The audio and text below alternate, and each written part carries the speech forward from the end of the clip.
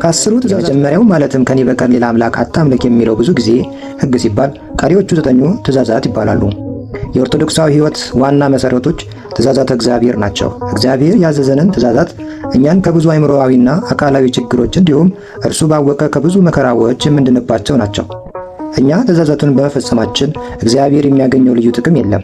ማንኛውም ክፉ ሥራ ሰማያዊ ዋጋን እንደሚያሳጣ ሁሉ ማንኛውም መልካም ሥራ ደግሞ ሰማያዊ ዋጋን ያሰጣል። ትእዛዛተ እግዚአብሔርን ስንጠብቅ የምናፍረው፣ የምንፈራው፣ የምንሳቀቀው፣ የምንዋረደው ነገር አይኖርም። የእግዚአብሔር ሕግ የነጻነት ሕግ ናት። የሰይጣናትን ሥራ መስራት ግን የታወቀብን ይሆን አይሆን እያልን እየተሸማቀቀን እንኖራለን።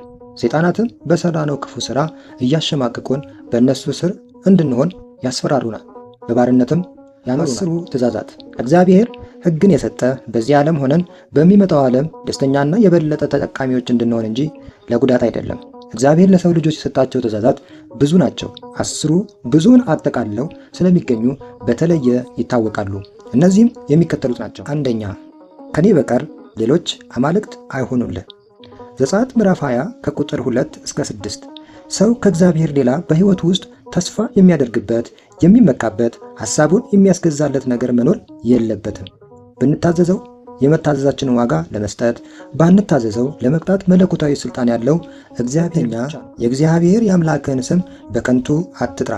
ዘጸአት ምዕራፍ 20 ከቁጥር 7 ላይ የእግዚአብሔር ስም ክቡር ስለሆነ በከበረ ቦታ በከበረ ጊዜ ይጠራል እንጂ በዋዛ ፈዛዛና በከንቱ ነገር አይጠራም። 3. የሰንበትን ቀን ትቀድሰው ዘንድ አስብ። ዘጸአት 20 ከቁጥር 8 ሰንበትን እንድናርፍባት ነገረ እግዚአብሔርን እንድንማርባት የተሰጠች ጊዜ ናት። 4. እናትና አባትህን አክብር። ዘጸአት ምዕራፍ 20 ከቁጥር 12። ይህ በመታዘዝ በመውደድ በመፍራት በመርዳት ይገለጣል። ይህም ዕድሜያችንን ያረዝምልናል። 5. አትግደል። ዘጸአት ምዕራፍ 20 ከቁጥር 13 የሰው ልጆችን ፈጥሮ በምድር ላይ ይኖሩ ዘንድ የፈቀደ በወደደውም ሰዓት ነፍስ ከሥጋ እንድትለይ በሞት የሚያሳልፈው እግዚአብሔር ብቻ ነው። የሰውን ነፃነት ማክበር እንዳለብን የሚያመለክት ሕግ ነው። 6. አታመንዝር። ዘጸአት ምዕራፍ 20 ከቁጥር 14 ከጋብቻ ውጭ የሚደረግ ግንኙነት ማመንዘር ይባላል። ባልተፈቀደ ምክንያት ትዳርን ማፍረስም ማመንዘር ይባላል።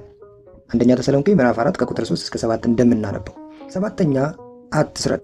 ዘጸአት ምዕራፍ 20 ከቁጥር 15 ይህ ትእዛዝ በላህብህና በወዝህ ጥረህ ግረህ ብላ ከሚለው ትእዛዝ ጋር የተቆራኘ ነው። ስርቆት ያልደከሙበትን ገንዘብ ለራስ ማድረግ ነው። ሰው ከተቸገረ መለመን እንጂ መስረቅ አይገባም። የማቴዎስ ወንጌል ምዕራፍ 7 ከቁጥር 15 እንደሚነግረን። 8. በባልንጀራህ ላይ በሐሰት አትመስክር። ዘጸአት ምዕራፍ 20 ከቁጥር 16 ይህ በማንኛውም ሰው ላይ በማንኛውም ጉዳይ መዋሸት እንደማይገባ ያመለክታል። ምንም ያህል ዋጋ ቢያስከፍለን እውነትን መናገር እንጂ መዋሸት አይገባም። 9. የባልንጀራህን ቤት አትመኝ። ዘጸአት ምዕራፍ 20 ከቁጥር 17 ይህ የሌላውን ሰው ገንዘብ፣ ልጅ፣ ሚስት፣ ሀብት፣ ንብረት የኔ ሊሆን ይገባል የሚል የምቀኝነት ምኞት። 10. ባልንጀራህን እንደ ራስህ ውደድ።